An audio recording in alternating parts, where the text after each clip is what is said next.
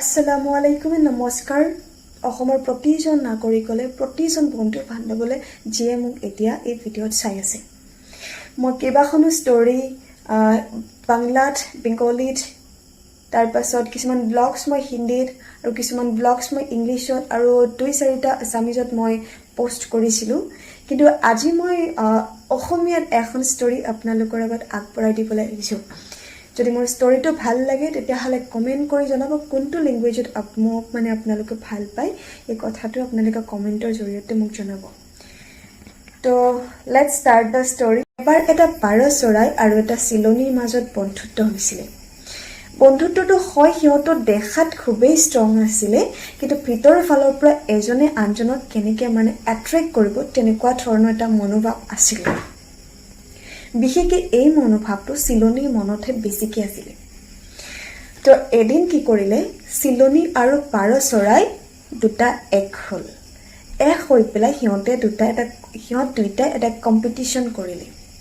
চিলনীয়ে ক'লে যে মই বেছি শক্তিশালী ইফালে পাৰ চৰাইটোৱে ক'লে যে নাই তোমাতকৈ মই বেছি শক্তিশালী তো শক্তিৰ ক্ষমতাটো লৈ পেলাই এটা সময়ত সিহঁত দুটা চৰাইৰ মাজত এটা কাইজাৰ সৃষ্টি হ'ল তো সেই সময়টোৰ মাজত এটা পৰ্তুকলা চৰাই আহি পেলাই সিহঁতৰ মাজত উপস্থিত হ'ল তো তাৰ পিছত কি কৰিলে চিলনীটোৱে আৰু পাৰ চৰাইটোৱে মিলি পেলাই পৰ্তুকলাটোক সাক্ষী হিচাপে ৰাখিলে আৰু তেওঁলোক দুটাই কাৰ্য কৰা ষ্টাৰ্ট কৰি দিলে তো চিলনীটোৱে কৈছে মই বেছি শক্তিশালী ইফালে পাৰ চৰাইটোৱে কৈছে নাই মই বেছি শক্তিশালী তেতিয়া মিডিলৰ ফলৰ পৰা সেই যোনটো আপোনাৰ আছিলে ন মিডিলৰ ফালৰ পৰা পৰ্তুকলা চৰাইটোৱে ক'লে যে ঠিক আছে তোমালোক দুজনে কাৰ্য কৰিব নালাগে তোমালোক দুজনৰ মাজত সেইজন বেছি শক্তিশালী হবা যিজনে সবতছে বেছি উৰি দূৰলৈ যাব পাৰিবা কথামতে সেইটো এখন তো পৰ্তুকলা কথামতে পাৰ চৰাইটোৱে আৰু চিলনীটোৱে উৰিবৰ কাৰণে কম্পিটিশন কৰিবৰ কাৰণে প্ৰস্তুত হ'ল তো তাৰ পাছত কি কৰিলে যে পাৰ চৰাই আৰু চিলনীটোৰ দুজনৰ মাজত ৰেছ লগাই দিলে কোনে কিমান উৰিব পাৰে তো কথামতে চিলনী আৰু পাৰ চৰাইটো উৰা ষ্টাৰ্ট কৰি দিলে দুজন একে ৰেকতে উৰিবলৈ ষ্টাৰ্ট কৰিলে তো উৰি যাওঁতে দিন গ'ল ৰাতি গ'ল পিছদিনাখন গ'ল সিহঁত উৰি আছে উৰি যাওঁতে এটা সময়ত কি হ'লে সাগৰৰ ওচৰত এজোপা গছ আছিলে সেই গছজোপা পোৱাৰ অলপমান আগতে যেতিয়া তোমাৰ চিলনীটোৱে উৰি আছিলে এটা পোক আহি পেলাই চিলনীৰ চকুত পৰি গ'লে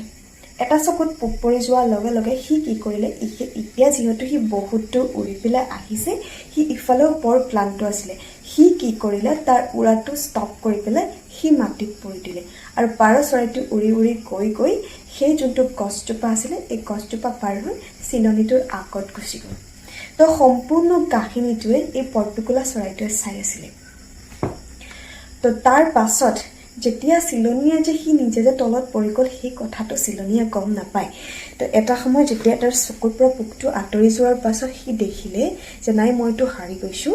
তেতিয়া চিলনীটোৰ এহসাস হ'বলৈ ধৰিলে তেতিয়া চিলনীটোৱে মানিলে যে হয় ক্ষমতা থাকিলে সকলো কাম কৰিব নোৱাৰোঁ তো ষ্টৰীটো তেনেকুৱা ধৰণৰে আছিল তো ফ্ৰেণ্ডছ আশা কৰোঁ ষ্টৰীটো আপোনালোকক ভাল লাগিছে আৰু ষ্টৰীটোৰ মাজত আমাৰ দুটা কথা জানিব লগা আছে সেই কথা দুটা মই আপোনালোকক আজি ক'ম প্ৰথমটো কথা হ'ল ক্ষমতা আছে বুলিয়ে সেই ক্ষমতাটো আপোনাতকৈ সৰু মানুহবিলাকক দেখুৱাবলৈ নিজাব বিকজ কি হয় কেতিয়াবা মানুহবিলাক সৰু হ'লেও সিহঁতৰ যোনটো